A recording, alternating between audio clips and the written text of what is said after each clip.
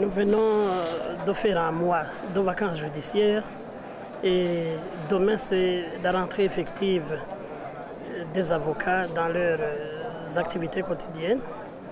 C'est donc le moment de voir ce qui a été fait, comment ça a été fait et quelles sont les consignes que nous devrions donner aux avocats pour un bon accès de notre population à la justice.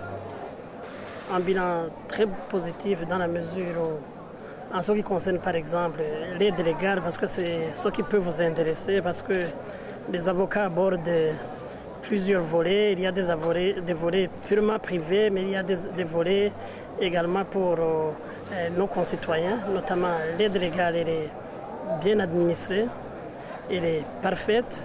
Actuellement, nous parvenons à couvrir toutes les juridictions nationales et nous parvenons également à secourir tous les vulnérables qui viennent à nous et nous le faisons gratuitement.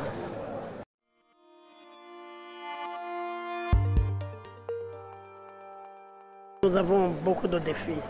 Il y a des défis sécuritaires, mais ces défis sécuritaires, c'est commun à toute la population. Il y a des défis internes, comme je vous le disais, qui ont fait que les avocats n'aient pas beaucoup de moyens pour faire accéder leurs pairs ou leurs concitoyens dans la justice. Mais ça, c'est également commun à tout le monde.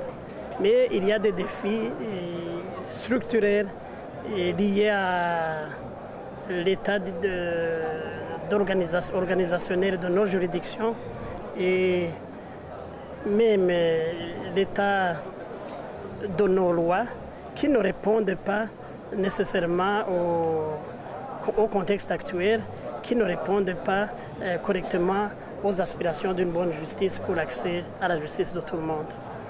Les lois prévoient par exemple la gratuité d'accès à la justice sociale, accès à la justice du travail, accès gratuit à la justice du travail, mais on se heurte à des mesures par exemple du président de la Cour suprême qui ordonne à ce que la population puisse consigner à la Cour suprême, à ce que la population puisse payer des frais d'expédition qui ne sont pas moindres, alors que la loi, comme on vous le disait, prévoit la gratuité.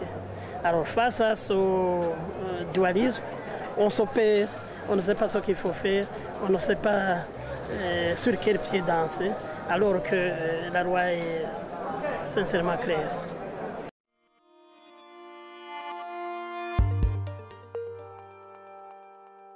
Ça n'affecte pas les avocats comme tels, mais ça affecte leur travail. Ça affecte les dossiers qui leur ont été soumis par leurs clients. Et en définitive, ça doit impacter sur notre profession. Imaginez-vous un magistrat qui reçoit des ordres illégaux, des ordres irréguliers de quelqu'un et qui court-circuite la vérité face à ces ordres. Il est évident que ça nous paralyse, que ça préjudicie même à nos clients. Donc quand un magistrat n'est pas indépendant, il est vrai que ça impacte sur la justice et sur le travail des avocats.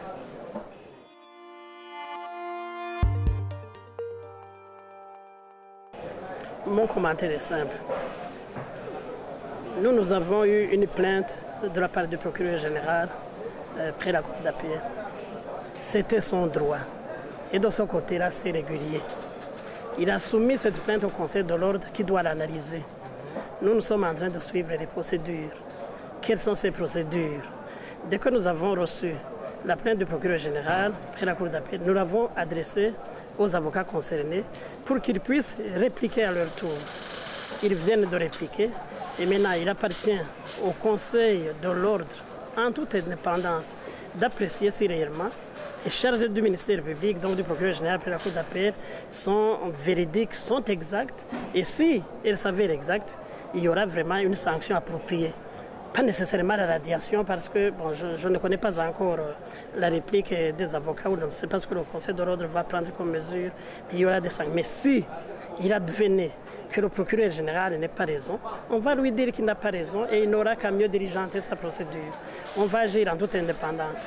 Donc, la loi nous accorde deux possibilités. Il y a la possibilité de sanctionner si les faits sont avérés et il y a la possibilité de classer sans suite le dossier si les faits ne sont pas avérés.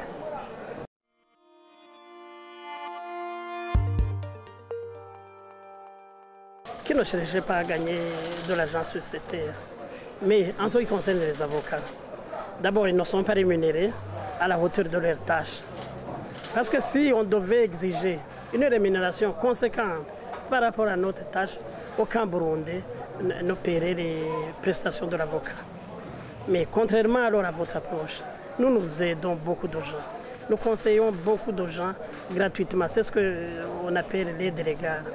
Donc la consultation juridique gratuite et l'assistance juridique gratuite. Vous pouvez consulter les archives de nos juridictions. Vous constaterez que nous aidons beaucoup.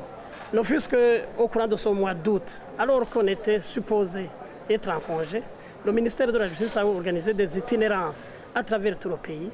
Nos avocats, ils ont été assistés, tous les prévenus gratuitement, s'il vous plaît. Donc allez consulter, vous verrez que l'avocat est plus un être social qu'on a plus tendance à l'accréditer comme quelqu'un qui cherche du lucre.